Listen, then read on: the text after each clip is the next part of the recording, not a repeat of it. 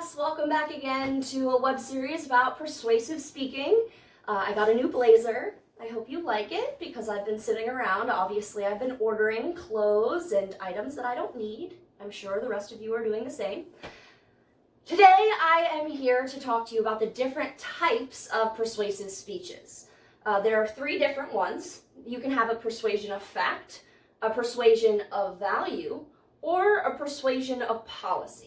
And we're going to talk a lot about the persuasion of policy because that's the speech, that's the type of persuasion that I'm asking you guys to do for your persuasive speech topic. Okay, so these three different kinds may seem strange, but if you actually understand the words and look at what they mean, it makes a lot of sense. So first, persuasions of fact. You're declaring something to be true. It's different from an informative speech because instead of being an impartial observer who's not looking at things with an advocate eye, you are, in informative speech, you're being impartial. You're standing back. You're looking at all sides of an issue. Whereas with the persuasion of fact, you're actually looking to persuade someone to believe a certain thing. Now, of course, you could do something silly and give a huge speech about the capital of Texas being Austin.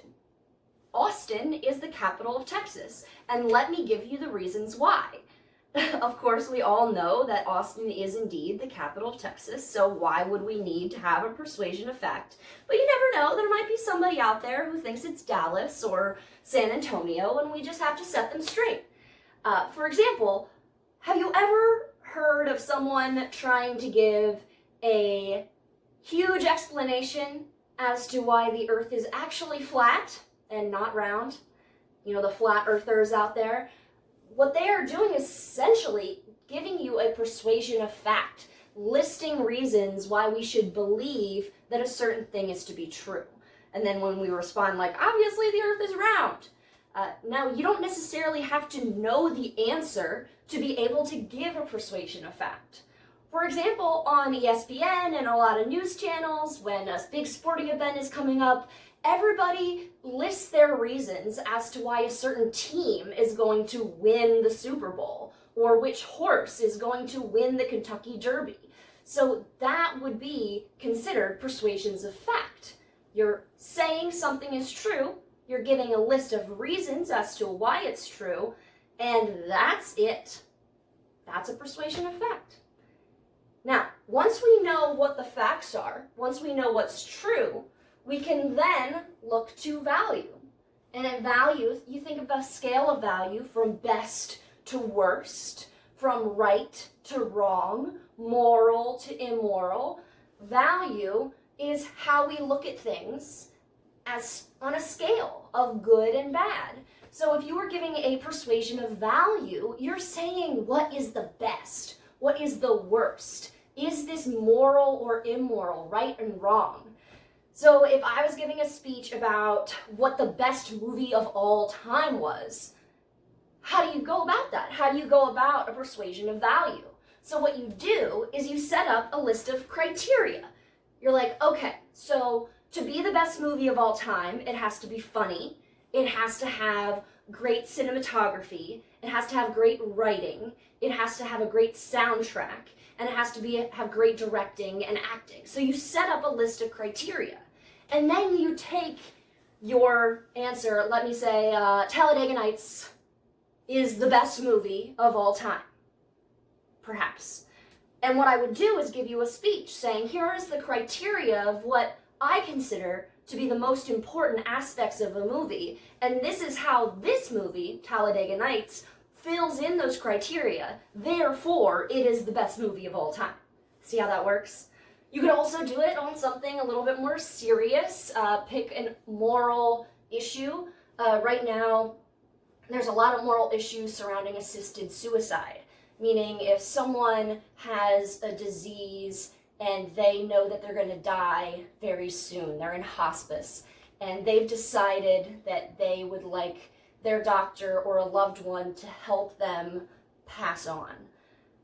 that is assisted suicide. And in some states it's legal, and in most states it is not.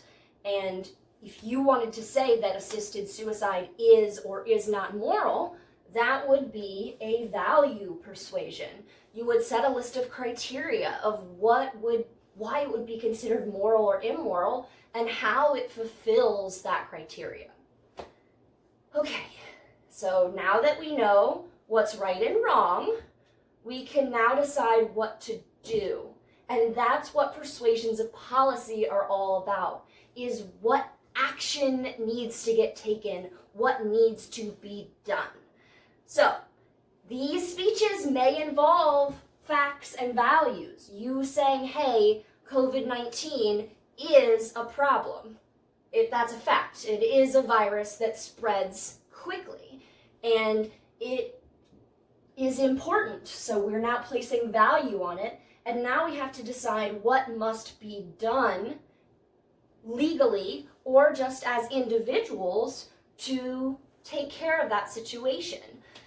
So, in this situation, you would break it down by problem, cause, solution. This is the problem, this is what caused it, therefore this is how we need to fix it. Or you could do problem, solution, you can organize your speech, need, plan, practicality, because every persuasion of policy needs a need. You need to have something, a problem that needs to be solved.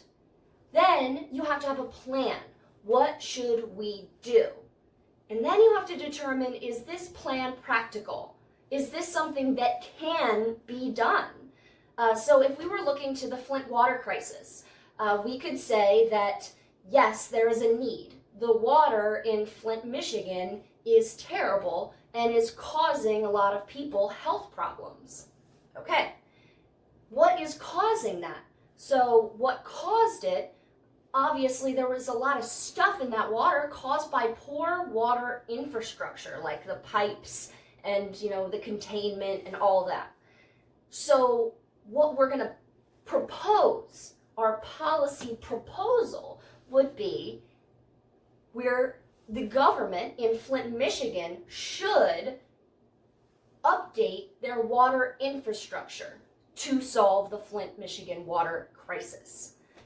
Then you have to say, is that practical? Maybe, maybe not. And that's how you kind of analyze a persuasion of policy.